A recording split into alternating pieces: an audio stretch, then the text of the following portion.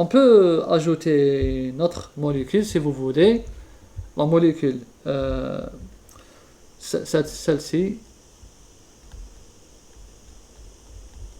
N. Donc là aussi, faites une pause et revenez. Donc là, on a une fonction, vous voyez bien, c'est quelle fonction? Aldéhyde. Pourquoi aldéhyde? Parce qu'on a, c'est le type COH.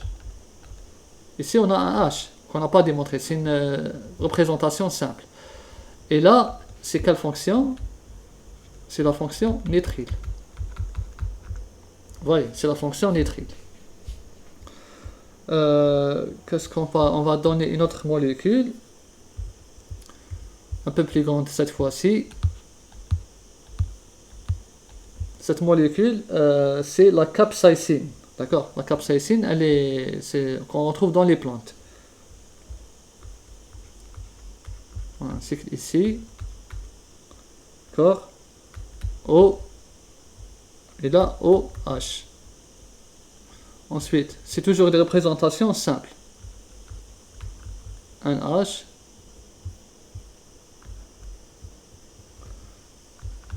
O. Attendez.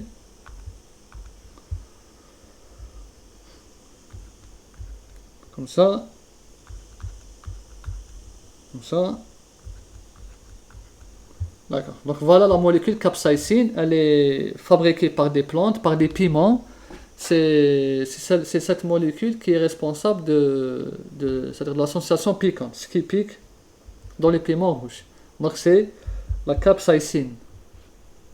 C'est la molécule capsaïcine.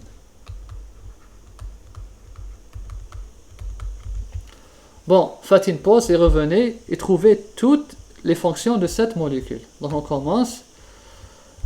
Ici, on a la fonction phénol. Là, on a deuxième type de fonction, c'est la fonction, c'est quoi? Éther. Parce qu'on a un O, C et C.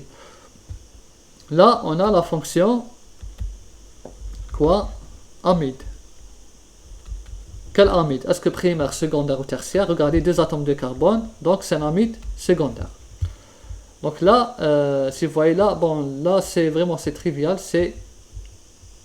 on peut l'ajouter, on peut parler de ça, c'est l'alcane. C'est juste un alcane, CH. Ensuite, là, regardez, on a quoi?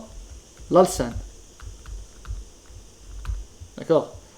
Donc voilà en tout. Là aussi, on peut dire que c'est un alcane. Bon, on va pas parler de ça, on va parler juste des fonctions de type CO. Donc là, il n'y a pas de souci, on peut l'ajouter aussi. C'est toujours l'alcane. Mais ce qu'il faut retenir, c'est qu'on a la fonction alcène, amide, phénol et éther. Il y a beaucoup de fonctions. Bon, là, j'ajoute une question.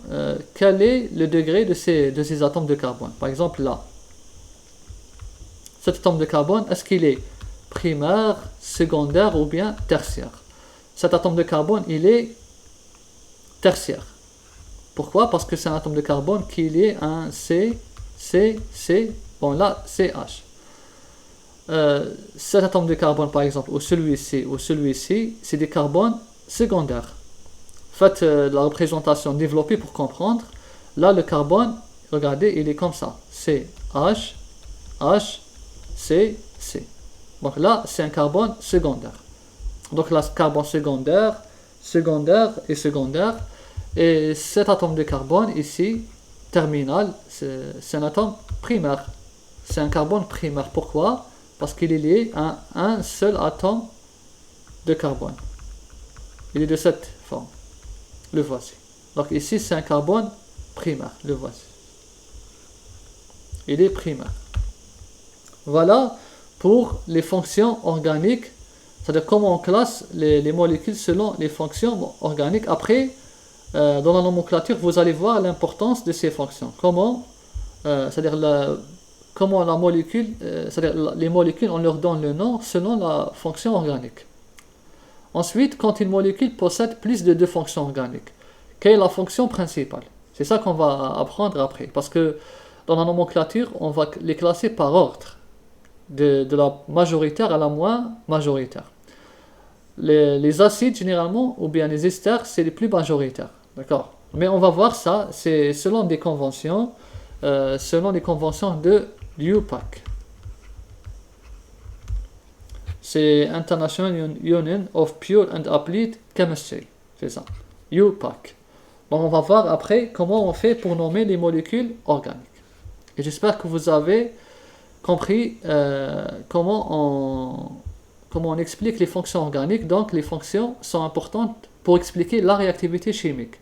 La structure globale, elle est importante pour expliquer les propriétés physiques. Voilà la différence entre la structure ou bien la charpente moléculaire et les fonctions organiques.